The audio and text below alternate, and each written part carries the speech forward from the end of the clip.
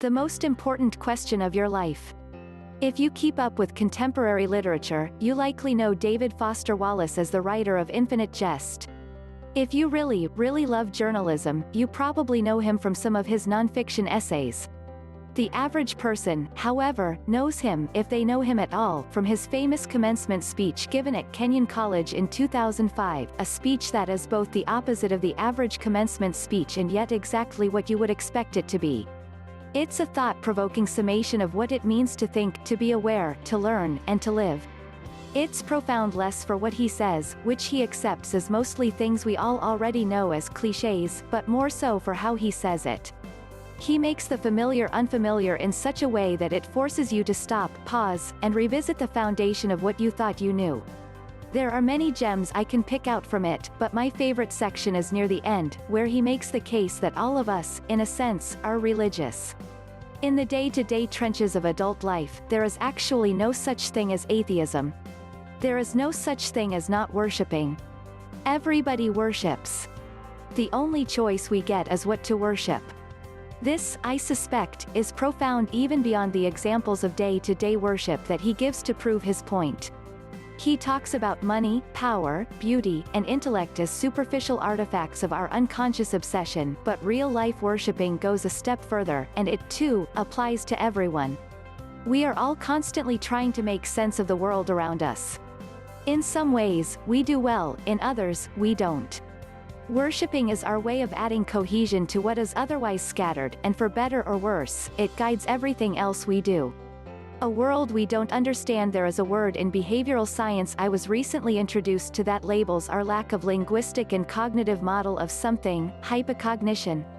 In plain English, if you grow up in a culture that doesn't have a particular technology like a mobile phone, for example, and then someone introduces you to a mobile phone, the chances are that all of its benefits would mean very little to you because it's not something you've been exposed to before.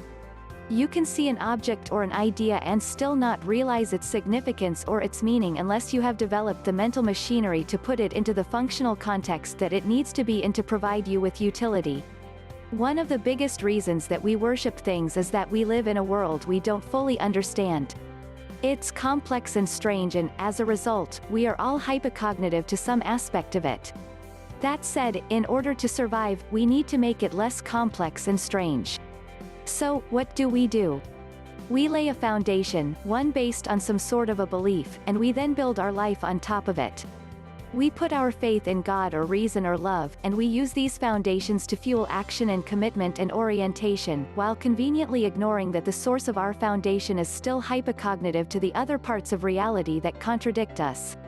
We may be able to explain some of these other aspects away here and there, but due to the mere fact that there has been so much disagreement about what is true and what is real over the course of history, we can only be sure of one thing: we have a good reason to be skeptical about everything. Even people who don't openly talk about their object of worship do worship something, and this something can be identified in their day-to-day actions. When David Foster Wallace referred to it in his speech, he mostly assigned a negative connotation to the idea of worship, but the truth is that none of us would be able to survive for very long if we didn't worship anything. The best we can do is ensure that what we worship doesn't guide us down a problematic path we can't find a way back from. The answer to the last question: questions and answers drive the human mind. They determine what makes sense and what doesn't. If you formulate a question in a way that can be answered, you can temporarily come to a happy conclusion. The problem, however, is that no matter what answer you settle on, you can always ask another question, and another, and another.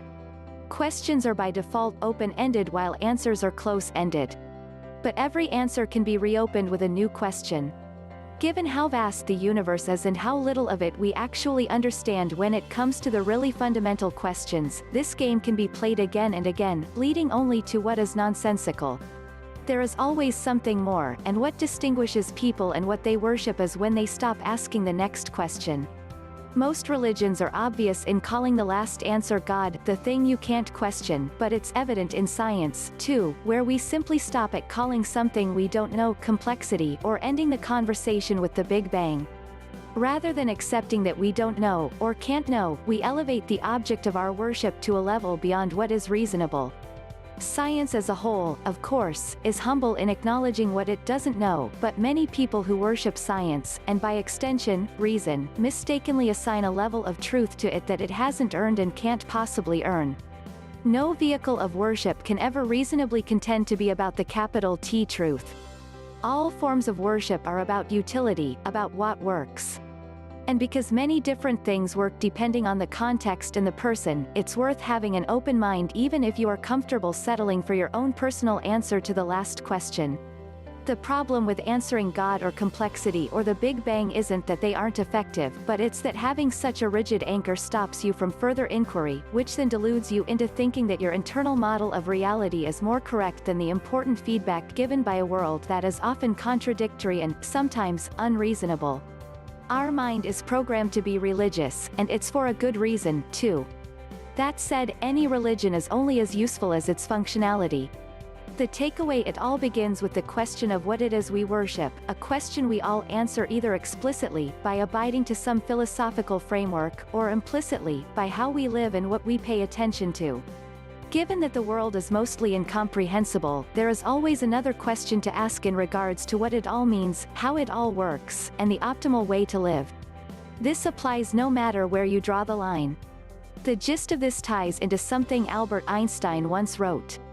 The fairest thing we can experience is the mysterious. It is the fundamental emotion which stands at the cradle of true art and true science. He who knows it not and can no longer wonder, no longer feel amazement, is as good as dead.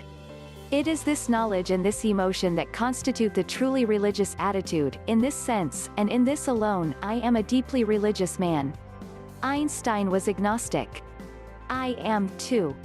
I don't believe in the truth of God, or the stories told in any holy book. But I do respect religion for what it is, an answer to the last question. And if that is indeed what it is, then in this way, we are all religious, whether we like to state it that way or not. Everybody has their own answer to this question, even if they don't explicitly label it.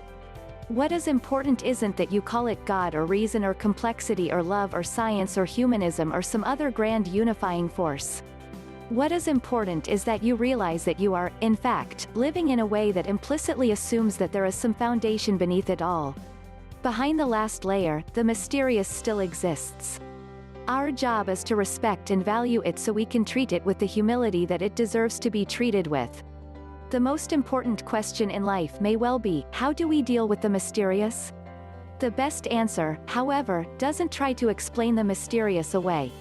It still inquires, and it still acknowledges its own fallibility. Living in a world we don't understand means that we need some sort of a coping mechanism to provide an anchor for the rest of our beliefs. The anchor you choose will give you both strength and orientation. But it will only align with reality if you are also willing to loosen its grip.